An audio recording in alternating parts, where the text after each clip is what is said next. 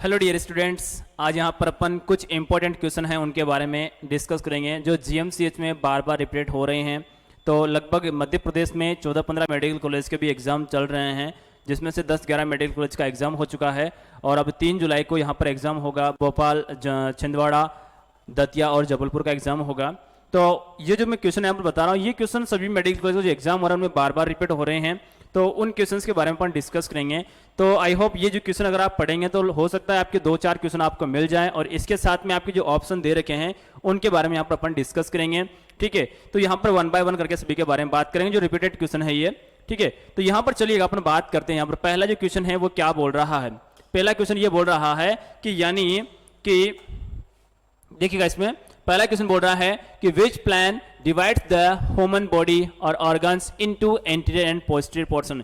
यानी कौन सा प्लेन डिवाइड से जो आपकी बॉडी को या बॉडी के ऑर्गन को एंटीरियर और पोस्टीरियर पार्ट में डिवाइडेड करता है। ठीक है, अब सामने वाला होता है एंटीरियर होता है, पोस्टीरियरली पीछे वाला पोस्टीरियरली कहलाता है। ठीक है, तो यहां पर अगर प्लेन यानी अगर फ्रंटल डिवाइडेशन करेंगे तभी जाकर वो प्लेन एंटीरियर पोस्टीरियर पार्ट में डिवाइडेड होगा। ठीक है, तो यहां पर मैं एग्जांपल दूंगा कि ये आपका हेड है। ठीक है, यहां पर ये फ्रंटल बोन है, यहां पर ये ऑक्सीपिटल बोन है और यहां पर ये फ्रंटल सूचर क्या है, ये फ्रंटल सूचर है ये। ठीक है, और यहां पर ये सेजेटल सूचर क्या है, ये सेजेटल सूचर है जो यानी आपकी पेराइटल बोन को जोड़ने का कार्य करता है। और एक होती है यहां पर टेम्पोरल, दूसरी होती है टेम्पोरल। ठीक है, तो कहने का मतलब ये है कि यदि ये यहां पर फ्रंटल यानी इधर आपका फेस होता है, इधर आपका बैक साइड होता है बिल्कुल।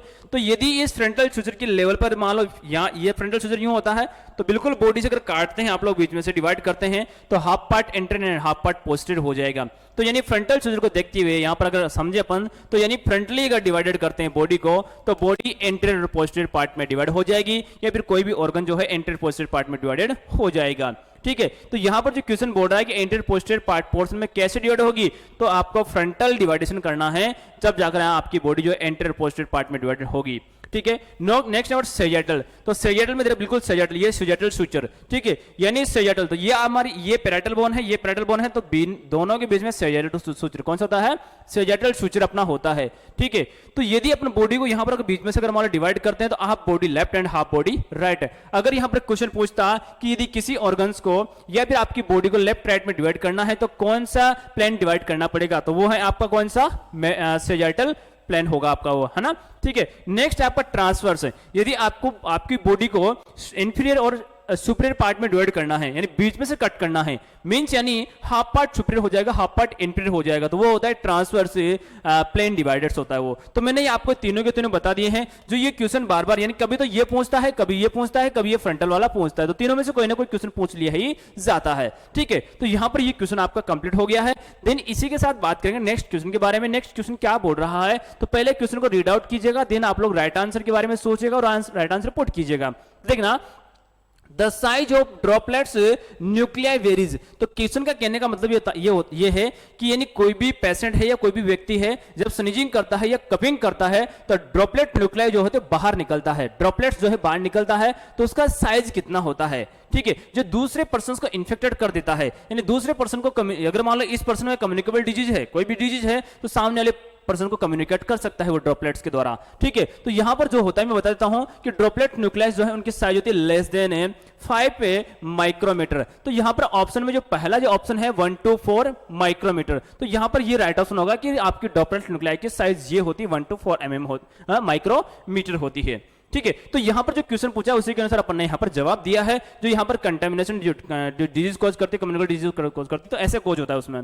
ठीक है, तो यहां पर ये डायरेक्ट क्वेश्चन था, इसलिए अपन ज्यादा नहीं समझ पाएंगे। नेक्स्ट क्वेश्चन के बारे में बात करें तो नेक्स्ट क्वेश्चन क्या बोल रहा है उसको पहले अच्छे से रीड आउट कीजिएगा। तो देखना इसमें कि which of the following formulas is used to calculate doses of a drug for more than 1 year children. यानी 1 साल से बड़ा बच्चा है यानी 1 साल से ज्यादा उम्र वाला बच्चा है, उसको आपको एडल्ट डोज से कैलकुलेट करके आपको उसे डोज देनी है, तो कौन सा फॉर्मूला यूज में लेना पड़ेगा। ठीक है, तो पहला ऑप्शन है यहां पर पार्कलैंड फॉर्मूला।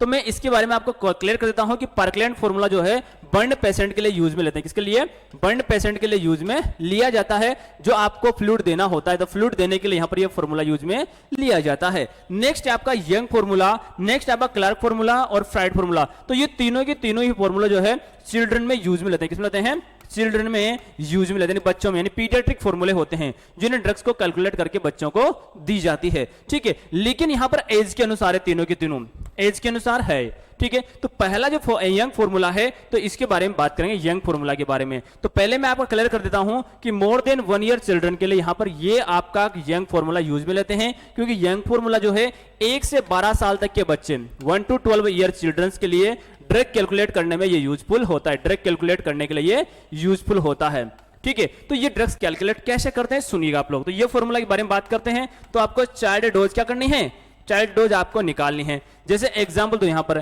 कि आपके पास में एडल्ट डोज कितनी है, एडल्ट डोज जो है वो है आपके पास में 600 mg, कितनी है 600 mg है, ठीक है। अब देखना कि ये फॉर्मूला कैसे यूज में लेना है। तो यहां देखना कि child age in a year, ठीक है, by child age in a year plus 12 multiply adult dose, multiply adult dose, ठीक है, मल्टीप्लाई एडल्ट डोज। तो देखो इसमें समझने की कोशिश करना इसको।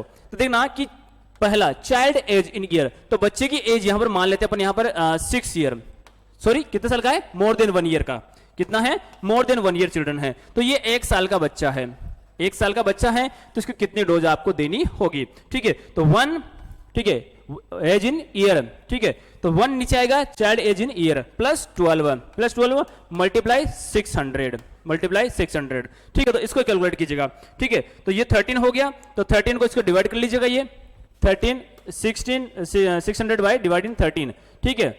तो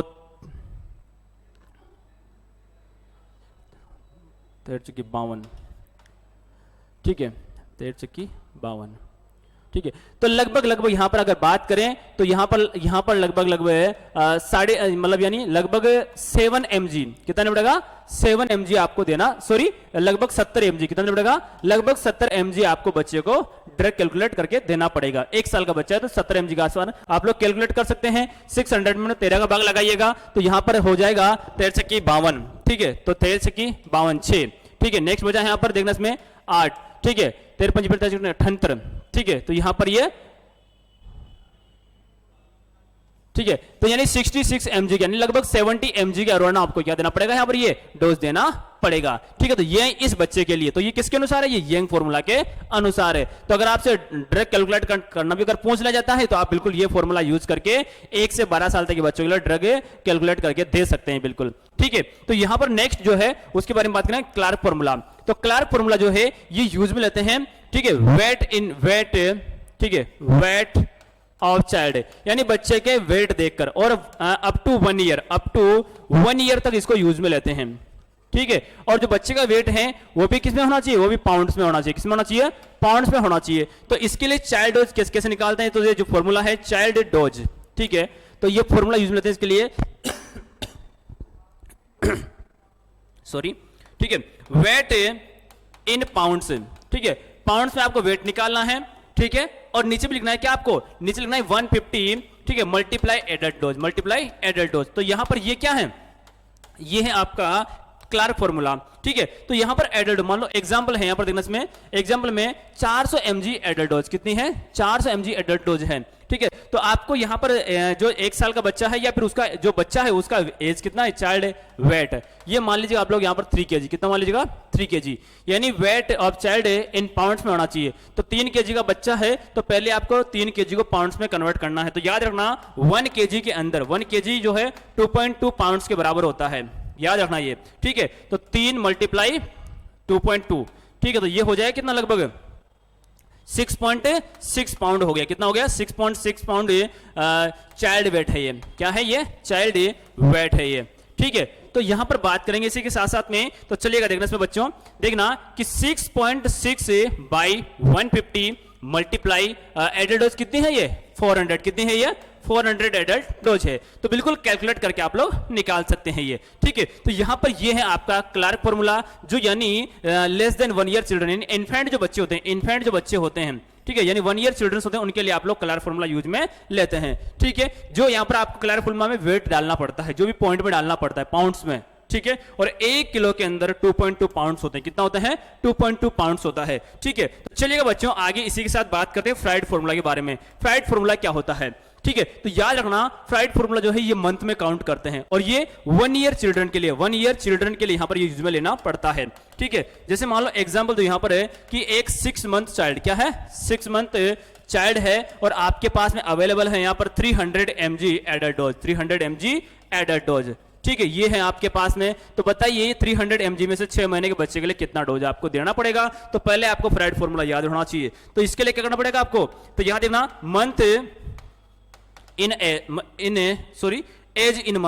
एज इन मंथ, यानी जो एज है वो मंथ में होना चाहिए बाय 150। ठीक है, मल्टीप्लाई एडल्ट डोज, क्या होना चाहिए? Adult dose. ठीक है, तो यहां ये एडल्ट डोज हो गया है। तो देखो ना एज कितने हैं यहां पर? 6 मंथ है। कितनी है? 6 मंथ है। 150 हो गया है ये, बिल्कुल ये 150 हो गया है। मल्टीप्लाई एडल्ट डोज कितनी है यहां पर? ये 300 mg। कितनी है? 300 mg। तो इसको मल्टीप्लाई कर लीजिएगा ये 2। ठीक है, तो 6 मल्टीप्लाई 2 यानी लगभग 12 mg, लगभग 12 mg यहां पर है। इस बच्चे को 6 महीने का बच्चा है उसके लिए आपको एडल्ट डोज अवेलेबल है, उसमें से लगभग आपको 12 mg आपको देना पड़ेगा, लगभग 12 mg उसको डोज देना पड़ेगा। तो यहां पर ये तीनों की तीनों फॉर्मूले के बारे में मैंने आपको बताया जो बहुत इंपॉर्टेंट है एग्जाम पॉइंट के अनुसार। ठीक है, तो यहां पर more than 1 year to 12 year तक आपको यूज में लेना पड़ता है यंग फॉर्मूला, और 1 साल तक के लिए क्लार फॉर्मूला यूज में लेना पड़ता है जो आपको वेट देखना है।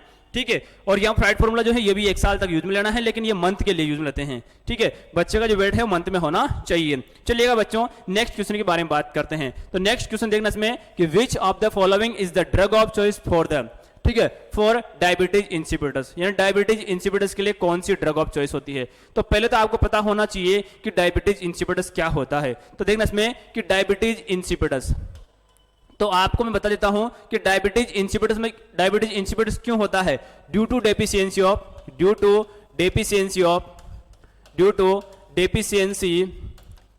ऑफ एडीएच हार्मोन, यानी एंटी डायरेटिक हार्मोन की कमी हो जाना, उसकी डेफिशिएंसी हो जाना। अगर एंटी डायरेटिक एडीएच जो है ये यूरिन फॉर्मेशन को रोकता है।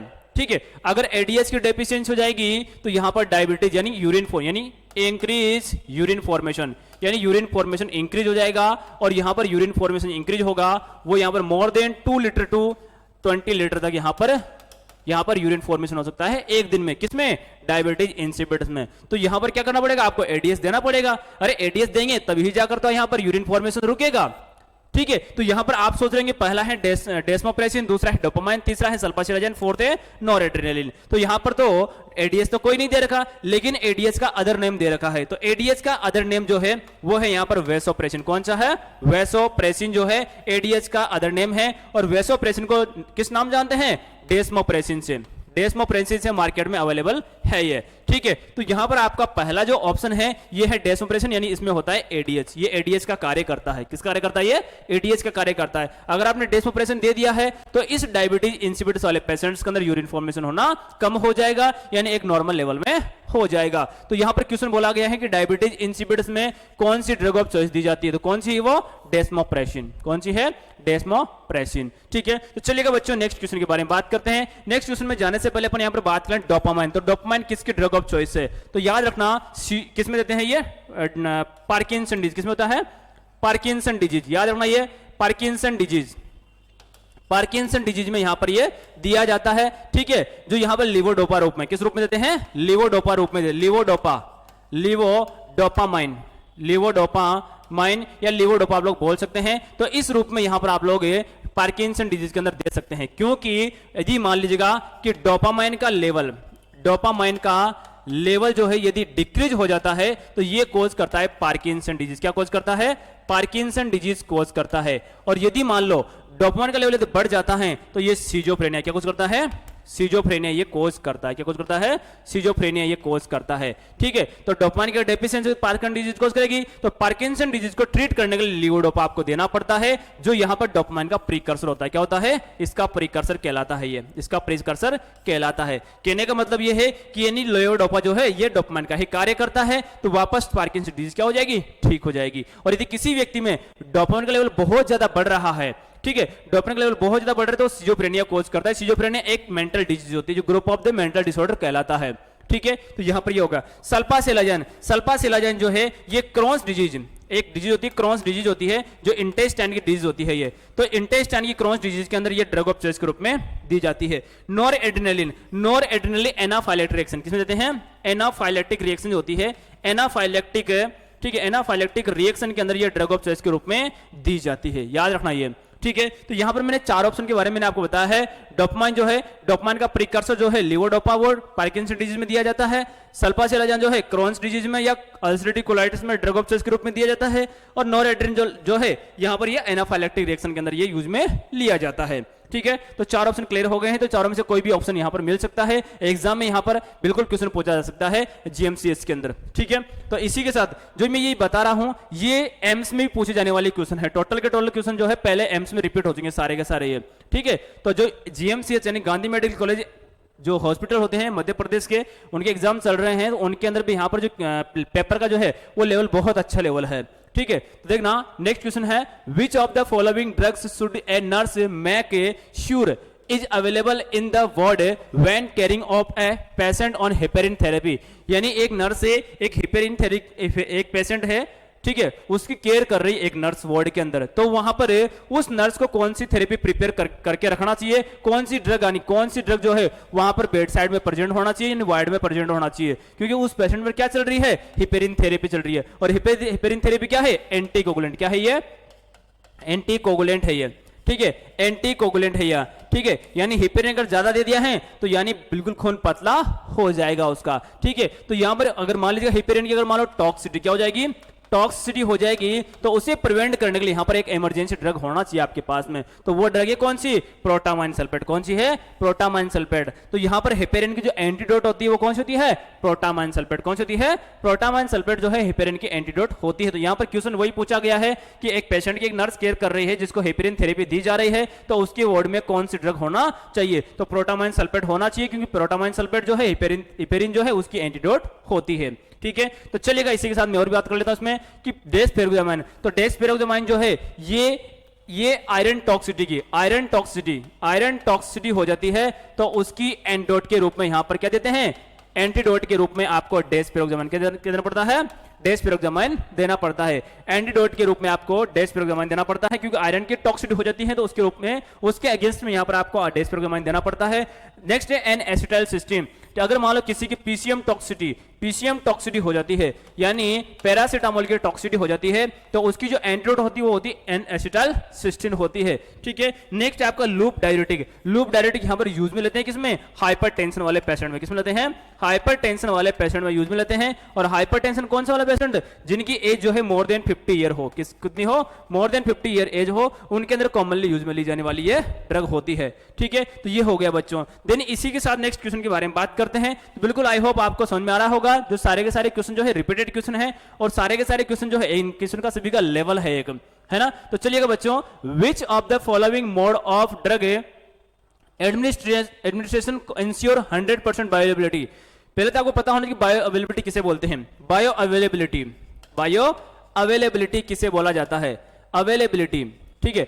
बायो अवेलेबिलिटी उसे बोलते हैं कि आप जो भी ड्रग देते हैं, जिस भी रूट के द्वारा देते हैं, तो वो जो जितने ड्रग देते हैं उन ड्रग से कितना परसेंट जो ड्रग है वो आपकी बॉडी के काम में आया है, यानी आपकी बॉडी में एब्जॉर्ब होके, और जहां पर प्रॉब्लम हो रही है वहां पर कितना ड्रग एक्ट हो रहा है, यानी कितना ड्रग काम कर रहा है, ठीक है। यानी आपके ब्लड सर्कुलेशन में कितनी ड्रग पहुंच पा रही है, ठीक है। तो यहां पर पूछा कि 100% बायो अवेलेबिलिटी कितनी, कौन से रूट के द्वारा देंगे तो उसकी 100% बायो अवेलेबिलिटी होगी। तो बिल्कुल ये कॉमन चीज है, बिल्कुल आप सभी को याद है कि यानी इंट्रावीनस रूट, कौन से रूट है, यानी आईवी रूट के द्वारा देंगे तो नॉर्मल सी बात है डायरेक्ट अपन ब्लड में ट्रांसफर करते हैं, यानी ब्लड में डायरेक्ट एडमिनिस्ट्रेट करते हैं, तो यानी 100% उसकी बायो अवेलेबिलिटी होगी। और इसी के साथ याद रखना, यानी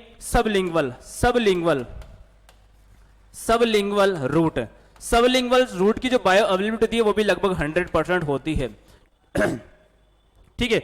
जो टैंक के नीचे एक कार्डियक कैप्सूल होता है जो हाइपरटेंसिव पेशेंट के लिए दिया जाता है, ठीक है, तो वो डायरेक्ट टैंक के नीचे रखा जाता है, क्योंकि यहां पर जो है लेयर पतली होती है और मैक्सिमम ब्लड सर्कुलेशन यहां पर होता है। हालांकि रेक्टम में भी होता है, लेकिन यहां पर ओरली उसको दिया जाता है, टैंक के नीचे रखा जाता है सबलिंगुअल रूट, ठीक है। उसकी भी बायोअवेलेबिलिटी जो होती है वो लगभग 100% के अराउंड होती है, ठीक है। और आईवी की भी 100% होती है, ठीक है। तो यहां पर दूसरे रूट के बारे में अगर बात करें तो यहां पर पहले तो अपन बात करें जो क्वेश्चन है उसके बारे में बात करें, यहां पर 100% बायोअवेलेबिलिटी जो है वो किसकी होती है, आईवी रूट की। किसकी होती है, आईवी रूट की बायोअवेलेबिलिटी होती है। हाई रूट की जो बायोअवेलेबिलिटी है वो 100% होती है। ऑरल रूट की कितनी होती है, तो याद रखना ऑरल रूट की 5% से लेकर 100% तक हो सकती है, ठीक है। बिल्कुल और रूट से देते हैं तो लगभग बहुत सारों का मानना होता है कि लगभग 60% होती है, लेकिन कुछ कंडीशन में ये बिल्कुल 5% 10% भी रह सकते हैं, क्योंकि मान लो कि डाइजेशन अपसेट हो गया है या खाने की वजह से खाना ऐसा खा लिया है और उसकी वजह से यहाँ पर पूरा प्रॉपर्ली उसका एब्जॉर्प्शन भी नहीं हो सकता है ना। तो कुछ केसेज में ये 5% 10% तक भी रह जाती है इसकी बायोअवेलेबिलिटी, ठीक है। और कुछ केसेज में ऐसा होता है कि टोटल ड्रग जो है वो एब्जॉर्ब्ड हो जाती है, 90% 80% तक पहुंच जाती है। तो नॉर्मल एवरेज मानते हैं 60%, कितना मानते हैं 60%, कि यानी ओरल रूट के द्वारा जो मेडिसिन देते हैं वो लगभग उसकी बायोअवेलेबिलिटी वैसे 5 से 100 तक होती है, लेकिन नॉर्मली 60 तक माना जाता है उसे, है ना, ठीक है। नेक्स्ट है आपका इंट्रामस्कुलर और सबक्यूटेनियस, ठीक है। इनकी बायोअवेलेबिलिटी लगभग यहां पर होती है, यहां पर कितनी होती है, इनकी लगभग यहां पर होती है, ठीक है। इंट्रामस्कुलर ये होती है लगभग यहां पर 70, कितनी होती है 70 टू 100 होती है, 70 to 100% तक ये हो सकती है, ठीक है। इंट्रामस्कुलर और सब क्यूटेनियस। और रेक्टम रूट के द्वारा जो दी जाती है वो लगभग 30% से लेकर 100% तक हो सकती है, ठीक है। यानी रेक्टम के द्वारा जो मेडिसिन दी जाती है उनकी अवेलेबिलिटी जो है लगभग 30% लेकर 100% तक हो सकती है, और इंट्रामस्कुलर और सबक्यूटेनियस के द्वारा लगभग 70% से 100% तक अवेलेबिलिटी हो सकती है, ठीक है। तो ये क्वेश्चन पहले एग्जाम में पूछे जा चुके हैं, तो बिल्कुल जो भी आपसे रूट पूछना जाए वैसा आपको आंसर को राइट कर देना है, ठीक है। तो चलिएगा नेक्स्ट क्वेश्चन के बारे में बात करते हैं कि which of the following is the largest सीरोसल cavity, यानी सबसे ज्यादा सबसे बड़ी लार्जेस्ट सीरोसल कैविटी कौन सी होती है, ठीक है। तो आपको बता देता हूं नॉर्मली कि जो एब्डोमिनल कैविटी में जो यानी पेरिटोनियल लेयर होती है, तो पेरिटोनियल लेयर के अंदर सारे के सारे आपके एब्डोमिनल ऑर्गन होते हैं, ठीक है। तो ये पेरिटोनियल लेयर से बनी हुई जो पेरिटोनियल कैविटी होती है यही आपकी लार्जेस्ट कैविटी मानी जाती है,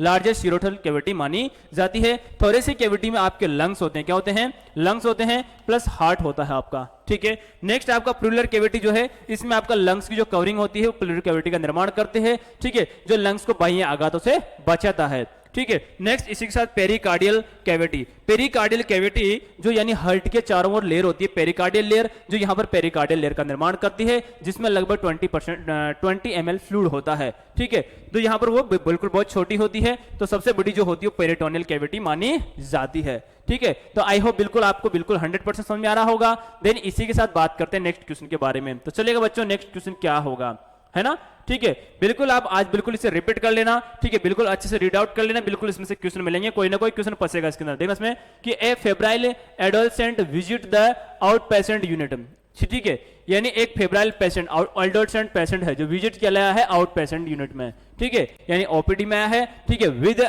हिस्ट्री ऑफ फीवर, जिसको फीवर आ रहा है, ठीक है, and presence of small circumscribed, ठीक है, जिसमें छोटे छोटे दानेदार स्ट्रक्चर, एलिवेशन ऑफ स्किन हो रही है, यानी छोटे छोटे उसमें पाउच बने हुए हैं, जिसमें आप लोग बोल सकते हैं छोटे छोटे रेसेस बन रहे हैं, जो कैसे दिखाई दे रहे हैं वो स्मॉल सर्कमसाइज्ड एलिवेशन है, ठीक है, एलिवेशन ऑफ स्किन, और स्मॉलर देन द 0.5 सेंटीमीटर, यानी 0.5 सेंटीमीटर से भी छोटे होते हैं, बिल्कुल माइनर छोटे छोटे हैं, ठीक है। And filled with serous fluid, जिनके अंदर फ्लूइड भरा होता है, क्लियर फ्लूइड होता है, ठीक है। बैक एंड एब्डोमेन, जो बैक साइड प्रेजेंट होते हैं, जो एब्डोमेन प्रेजेंट होते हैं, तो वो type of skin lesion would the nurse documented, ठीक है। तो नर्स वन उनको देखकर क्या आइडेंटिफाई करेगी कि किस प्रकार के रेसेज है। तो नॉर्मली मैं आपको बता देता हूं कि यानी जो कम्युनिकेबल डिजीज, कौन सी डिजीज, कम्युनिकेबल डिजीज जो होती है उनके अंदर ये सब देखने को मिलता है कम्युनिकेबल डिजीज में। तो कम्युनिकेबल डिजीज में 5 टाइप के रेसेज होते हैं, कितने आपके 5 टाइप के रेसेज अपीयर होते हैं, 5 टाइप के रेसेज जो है वो अपीयर होते हैं। तो यहां पर मैं आपको 5 टाइप के रेसेज में आपको बता देता हूं, ठीक है। तो यहां पर ये जो बिल्कुल आपको क्वेश्चन जो है बिल्कुल समझना है, बिल्कुल राइट आंसर आपको देना है। पहला ऑप्शन है मैक्यूल, दूसरा है पेप्यूल, तीसरा है पुस्टुल, फोर्थ इज द वेसिकल, है ना, ठीक है। तो 5 टाइप के वेसिकल कौन कौन जो रेसेज कौन कौन से होते हैं, पहला है यहाँ पर मैक्यूल, कौन सा है मैक्यूल। तो मैक्यूल के बारे में बताऊं तो यहां पर ये फ्लैट क्या होता है, flat and discoloration area, discoloration area, ठीक है, डिस्कलरेशन एरिया। तो यानी जहां रेसेज बनने जा रहा है वहां पर क्या होता है, बिल्कुल आसपास की जो जगह है उसकी तुलना में जो वहां पर जहां पर फ्लैट पार्ट है, बिल्कुल फ्लैट है, ठीक है, लेकिन वहां पर एरिया कैसा है, डिस्कलरेशन है, उसको बोलते हैं मैक्यूल। क्या बोलते हैं, मैक्यूल बोला जाता है। ठीक है, दूसरा है यहां पर पेप्यूल। कौन सा है, पेप्यूल। अब पेप्यूल में क्या होता है, पेप्यूल में हल्का सा वो एलिवेटेड, क्या हो जाता है, एलिवेटेड, यानी hard and elevated, hard and elevated, elevated skin. ठीक है, एलिवेटेड, हल्का सा एलिवेटेड लेकिन हार्ड होता है। कैसा होता है, वो हार्ड होता है। ठीक है, नेक्स्ट है वेसिकल। क्या है, वेसिकल। ठीक है, वेसिकल में क्या होता है, clear fluid field, clear fluid field in sac, यानी पाउच में क्लियर फ्लूइड फील्ड भरा हुआ होता है। नेक्स्ट है आपका पुस्चुल। कौन सा है, पुस्चुल। पुस्चुल मतलब यानी फर्स्ट, PUS, पुश यानी first formation, first formation, first formation इन शेक, फर्स्ट फॉर्मेशन इन शेक। और लास्ट जो स्टेज होती है उसके अंदर यहां पर ये ठीक होकर क्या बन जाता है, स्कार। क्या बन जाता है, स्केयर। ठीक है, स्केयर बन जाता है। तो यहां पर स्केयर कैसा, ये फाइबर टिश्यू किसका बनाता है, ये फाइबर टिश्यू का बन जाता है, बिल्कुल स्केयर बन जाता है। तो यहां पर देखो, यहां पर क्या लिखा है, सीरस फ्लूइड, देखो इसमें, ठीक है, and filled with serous fluid. ठीक है, सीरस फ्लूइड भरा हुआ है जो well elevation of the skin और स्मॉलर देन द 0.5 सेंटीमीटर। ठीक है, जो बिल्कुल स्मॉल सर्कल, बिल्कुल गोल है, ठीक है, और एलिवेशन है और सीरस फ्लूइड भरा हुआ है। तो देखो इसमें यह फ्लैट है, डिस्कलरेशन है, तो बिल्कुल ये भी नहीं होगा। दूसरा है पेपुल्स, हार्ड एंड एलिवेशन है। ठीक है, इसमें कोई फ्लूइड भरा हुआ नहीं है, तो एलिवेशन स्किन है लेकिन इसमें फ्लूइड भरा हुआ नहीं है। नेक्स्ट है वेसिकल, क्लियर फ्लूइड फील्ड इन शेक, यानी शेक में क्लियर फ्लूइड फील्ड हो रहा है और स्किन जो है एलिवेटेड हो रही है। भाई फ्लूइड भरा हुआ रहेगा तो नॉर्मल सी बात है, फ्लूइड जो शेक है वो कैसा रहेगा, एलिवेटेड रहेगा। ठीक है, तो यही आपका वेसिकल जो है, यही आपका राइट ऑप्शन होगा। ठीक है, और नेक्स्ट आपका लास्ट में है कि स्कार बन जाना, ये आपकी फर्स्ट स्टेज होती है रेसेज की। ठीक है, तो यहां पर मैं चारों बार बता दिया, मैक्यूल जो है ये फ्लैट डिस्कलरेशन स्टेप होगी, एरिया होगा। पेप्यूल्स के अंदर यहां पर हार्ड प्लेट होगा, हार्ड वाला पार्ट होगा, यहां पर हार्ड और एलिवेटेड रहेगा और जो फ्लैट भी रहेगा। ठीक है, नेक्स्ट यहां पर आगे देखना, इसी के बाद नेक्स्ट क्वेश्चन के बारे में बात करेंगे। तो यहां पर देखिए बच्चों, नेक्स्ट क्वेश्चन क्या बोल रहा है, चलिएगा। ठीक है, देखना इसमें कि coagulation defect are commonly notice in which of the following condition, कौन सी ऐसी कंडीशन है जिसमें कोगुलेशन डिफेक्ट हो जाएगा। कोगुलेशन डिफेक्ट का मतलब यह हो गया है कि कोगुलेशन या तो हाइपर कोगुलेशन या नो कोगुलेशन, या कोगुलेशन कम हो जाना। ठीक है, तो यहां पर मैं आपको क्लियर कर देता हूं कि यानी कोगुलेशन डिफेक्ट हो जाना यानी रक्त का थक्का नहीं जमना। तो कौन सी ऐसी डिजीज है जिसमें रक्त का थक्का जमना बंद हो जाएगा। तो पहला है रीनल फेलियर, दूसरा है हेपेटिक फेलियर, तीसरा है पाइलोरिक स्टेनोसिस, नेक्स्ट है आपका इंटेस्टाइनल ऑब्स्ट्रक्शन। तो आपको मैं बताता हूं कि रीनल फेलियर में यहां पर एक हार्मोन निकलता, एक हार्मोन जो है उसकी कमी हो जाती है, इरिथ्रोपोएटिन। कौन सा, इरिथ्रोपोएटिन की कमी हो जाती है, इरिथ्रोपोएटिन की कमी हो जाती है। और इरिथ्रोपोएटिन जो हार्मोन है ये रेड बोन मैरो के पास पहुंचता है। कहां पहुंचता है, ये रेड बोन मैरो के पास पहुंचता है। और रेड बोन मैरो के पास में पहुंचकर ये क्या करता है, ये आरबीसी का प्रोडक्शन क्या करवाता है, आरबीसी का प्रोडक्शन करवाता है। ठीक है, तो यहां पर इसका रिलेशन इससे नहीं है। दूसरा है हेपेटिक फेलियर, यानी हेपेटिक मतलब यानी आपका जो लीवर है, यहां पर ये लीवर क्लॉटिंग फैक्टर को सिंथेसिस क्या करता है, क्लॉटिंग फैक्टर को सिंथेसिस करता है। कौन कौन सा, यहां पर 2, 7, 9, 10, जो 9 और 10 क्लॉटिंग फैक्टर है उनको सिंथेसिस करता है आपका लीवर। लेकिन यहाँ पर हेपेटिक लीवर फेलियर होने की वजह से आपका 2 नंबर का, 7 नंबर का, 9 नंबर का, 10 नंबर का क्लॉटिंग फैक्टर सिंथेसिस नहीं होगा। सिंथेसिस नहीं होगा तो यहां पर आपका कोगुलेशन क्या हो जाएगा, डिफेक्ट हो जाएगा। तो यहां पर हेपेटिक फेलियर के अंदर आपको क्या हो जाएगा, कोगुलेशन डिफेक्ट हो जाएगा। तो यहां पर क्वेश्चन के अकॉर्डिंग आपका राइट ऑप्शन जो है वो है हेपेटिक फेलियर।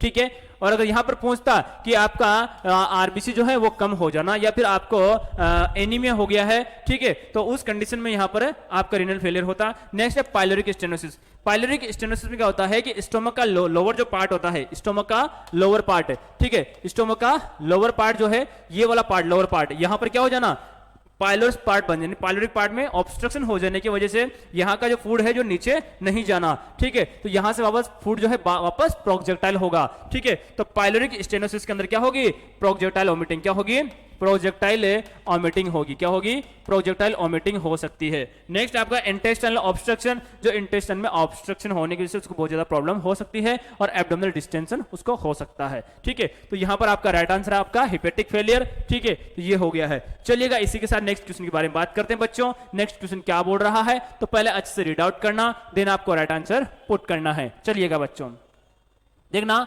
कि which of the following glial cells produce myelin sheath of the nerve fibres in the brain, यानी ब्रेन के अंदर जो नर्व फाइबर्स होते हैं, नर्व फाइबर का मतलब क्या हो गया है, नर्व क्या हो गई है, न्यूरॉन, क्या हो गया है, न्यूरॉन, ठीक है, नर्व फाइबर मतलब क्या हो गया है, न्यूरॉन हो गया है, क्योंकि न्यूरॉन मिलकर क्या बनाते हैं, नर्व फाइबर बनाते हैं, ठीक है। तो नर्व फाइबर में जो माइलिन शीथ करता है वो कौन सी ग्लियल सेल करती है, ठीक है, कौन सी ग्लियल सेल करती है, तो आपको मैं बता देता हूं कि यानी आपके सीएनएस में और पीएनएस में, सीएनएस प्लस पीएनएस, ठीक है, इन दोनों के अंदर यहां पर अलग अलग ग्लियल सेल्स होती है, ठीक है, जो यहां पर क्या करती है, आपको न्यूरॉन को सपोर्ट प्रोवाइड करती है। ये ग्लियल सेल्स क्या करती है, ग्लियल सेल्स का मेन फंक्शन क्या क्या क्या होता है, support provide to the neuron, support provide to neuron, तो न्यूरॉन को सपोर्ट प्रोवाइड करना, याद रखना ये, ठीक, क्वेश्चन पूछ लिया जा सकता है कि ग्लियल सेल्स का फंक्शन क्या होता है, तो ये इसका फंक्शन होता है न्यूरॉन को सपोर्ट करना, ठीक है। तो न्यूरॉन को सपोर्ट क्या करती है, ये कैसे करती है, पहला कार्य इसका माइलिन शीथ का निर्माण करना, तो माइलिन शीथ इसमें कौन सी ऐसी सेल है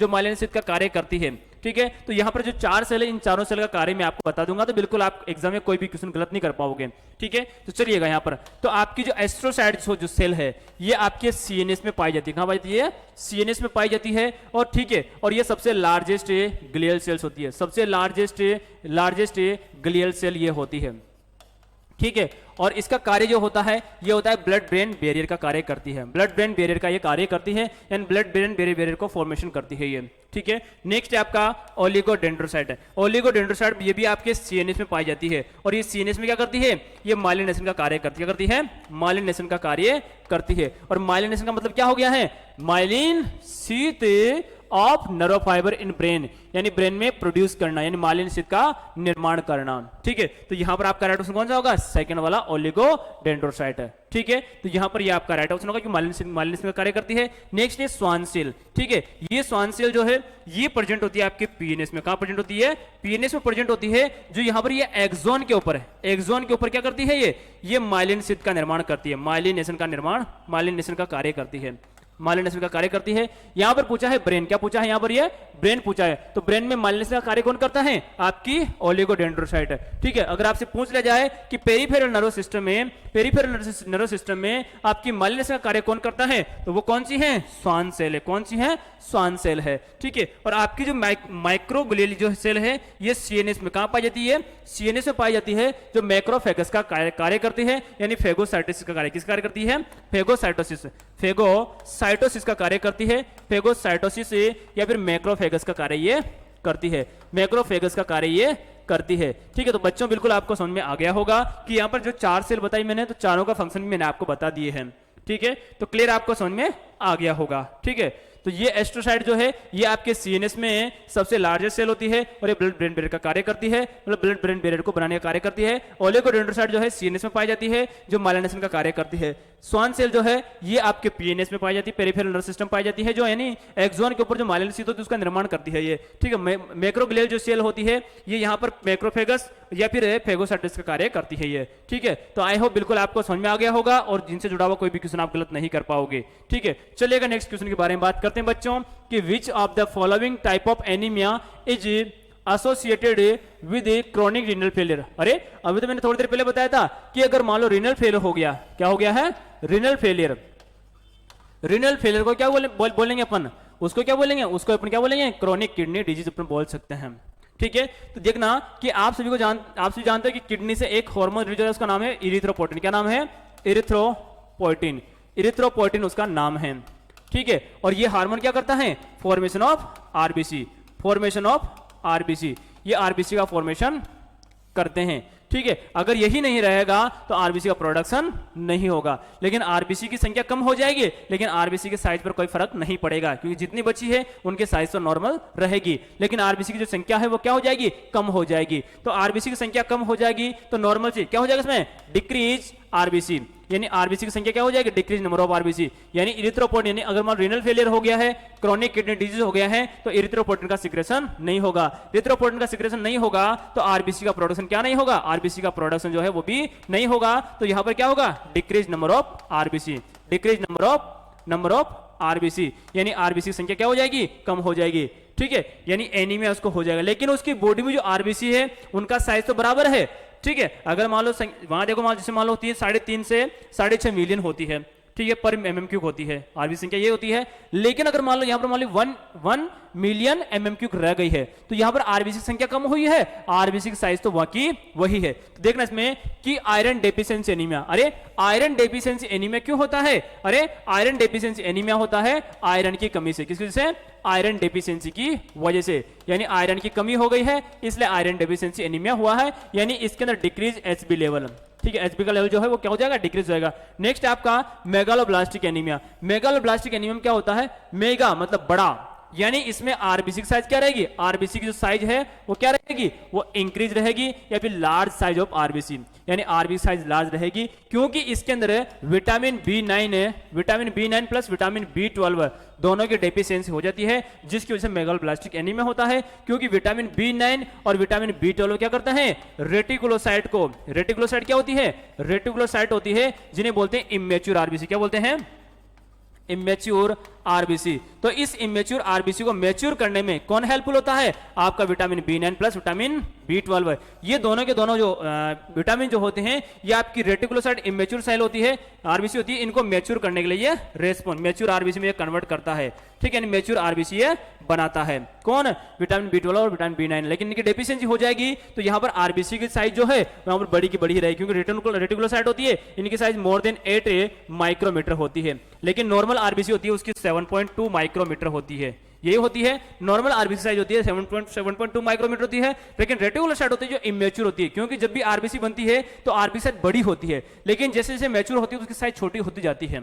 ठीक है, छोटी होती जाती है। तो एक कंडीशन ऐसी आती है जिसमें आपका विटामिन बी12 और विटामिन बी9 दोनों हेल्प करते हैं और आरबीसी को मैच्योर कर देते हैं, और आरबीसी की साइज जो होती है वो लगभग 7.2 माइक्रोमीटर रह जाती है। ठीक है, तो यहां पर ये मेगा मतलब बड़ा, यानी लार्ज साइज ऑफ आरबीसी। ठीक है, लेकिन यहां पर आरबीसी जो है लार्ज है लेकिन वो कोई काम की नहीं है। ठीक है, तो यहां पर विटामिन बी9 बी12 की कमी से यहां पर मेगालोब्लास्टिक एनीमिया हो जाएगा। नेक्स्ट बात करें तो यहां पर नॉर्मोसाइटिक और नॉर्मोक्रोमिक। नॉर्मोसाइटिक यानी सेल की साइज जो है वो नॉर्मल है, नॉर्मोक्रोमिक ठीक है, यानी उसमें जो आयरन है वो भी क्या है? आरबीसी में भी नॉर्मल है। ठीक है, तो आरबीसी की साइज आरबीसी साइज जो है वो क्या है? नॉर्मल है, और उसके अंदर एचबी है, एचबी जो मान लो जैसे मान लो एक आरबीसी के अंदर, एक आरबीसी में यहां पर 980 मिलियन एचबी होता है। क्या होता है? हीमोग्लोबिन, यानी एक आरबीसी में 280 मिलियन हीमोग्लोबिन होते हैं। ठीक है, तो आरबीसी के अंदर हीमोग्लोबिन की संख्या तो 280 मिलियन ही है, उनकी संख्या कम नहीं हुई, वो तो नॉर्मल है। ठीक है, लेकिन खुद आरबीसी की संख्या ही कम हो गई है, तो ये वाला एनीमिया यहां पर होगा किसमें? क्रोनिक किडनी डिजीज के अंदर।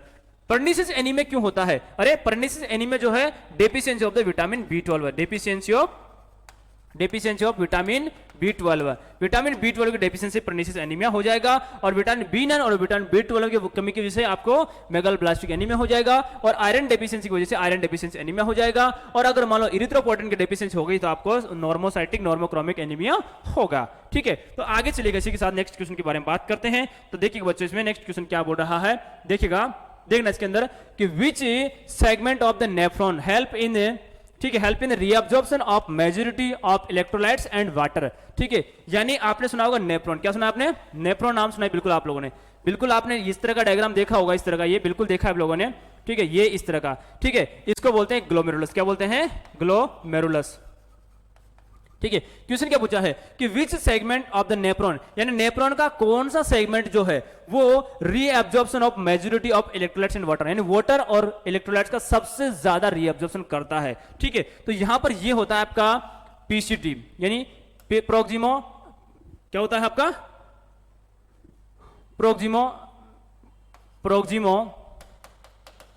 Proximal tubule.